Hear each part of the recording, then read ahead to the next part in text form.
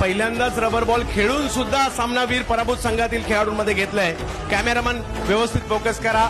हा खेळाडू आज या गिरगावची माऊली सुवर्ण चषकाच्या निमित्ताने मुंबईत आलाय खरा, परंतु लहान वयातच खूप प्रभावित करून गेला आणि मी आवर्जून ग्वाही देईल अभ्यासही कर. आणि त्याच्या बरोबरीने मात्र महाराष्ट्रातील येणाऱ्या कालावधीमधील अंडरआर्म क्रिकेटच्या स्पर्धा गाजवायला सज्ज झालाय हा चिपळूणचा गोलंदाजीतील युवा सितारा. जोरदार टाळ्या.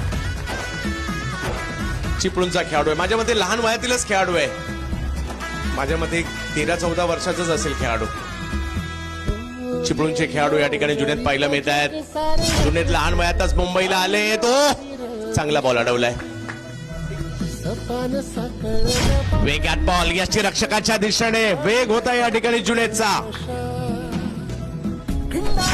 यावेळेला पुन्हा एकदा वेगात बॉल होता. त्याला फक्त ढकलण्याचा प्रयत्न. हो काय बॉल टाकलाय. जबरदस्त वेगात टर्न सुद्धा केला या गोलंदाजाने.